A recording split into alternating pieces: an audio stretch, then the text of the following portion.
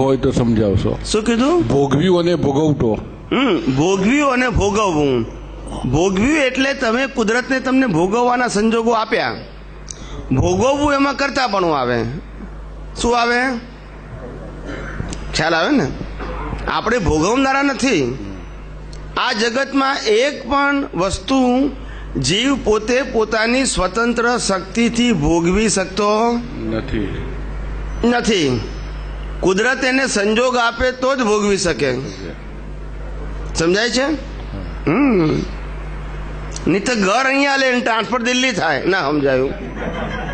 બોલતા નથી બધા।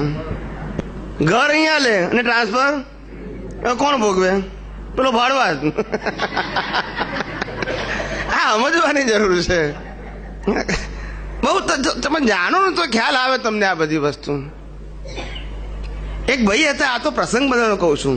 એક ભાઈ હતા અમારા કોલેજ લાઈફના, તે એને લગ્ન કર્યા 27-28 વર્ષની ઉંમરે, ઘણા વર્ષો પહેલાની વાત છે।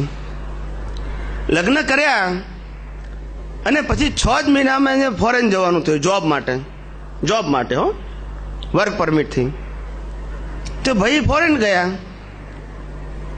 પછી 3 વર્ષ પછી પાછા આવ્યા। સળંગ 3 વર્ષ જોબ કરી, પછી 3 વર્ષે પાછા આવ્યા એનો રિન્યુઅલ કોન્ટ્રાક્ટ કરીને કે જે હશે તે અમને મને ભેગો થયો તો મેં કહું શું કરે છે? મને કે હું તો ફોરેન ગયો હતો। મેં કહું આપણે તો પહેલાં મળ્યા હતા એટલે કીધું લગ્ન કર્યા હતા? તો કે લગ્ન કર્યા હતા પણ કે મારે પછી જોબ મળી હતી, હું ત્યાં ગયો। હવે 2 જણને જોવાય નહીં। તો જુઓ, લગ્ન કરીને લાવ્યો વાઈફને ઘેર અને પછી શું કરવું પડ્યું? મા બાપની સેવા વાઈફે કરવી પડી। શું કરવી પડી? અને પેલા ભાઈ ત્યાં ગયા। આ હિસાબ જુઓ, એમ કીધું હિસાબ કહું છું।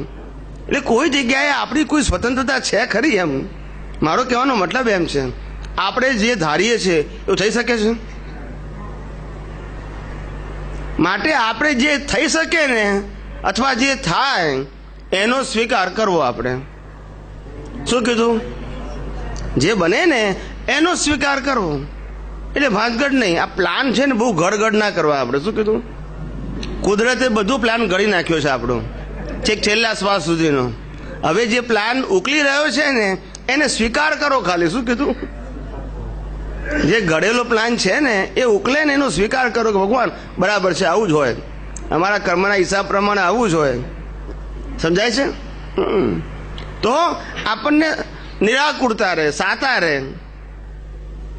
નહીતર અંદર નિરાકુરતાની જગ્યાએ આકુરતા વ્યાકુરતા રહે, પણ તેથી સંજોગો બદલાવાના છે? નથી બદલાવાના।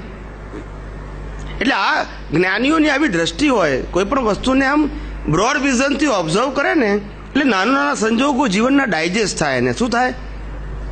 ભારે ના લાગે, આવું કેમ એવું ના થાય। સમજાય છે? આ તો બહુ નાના વોલ્યુમથી જુએ ને એટલે એને એવું લાગે કે આવું કેમ કરવાનું મારે? પૂછવું છે કંઈ?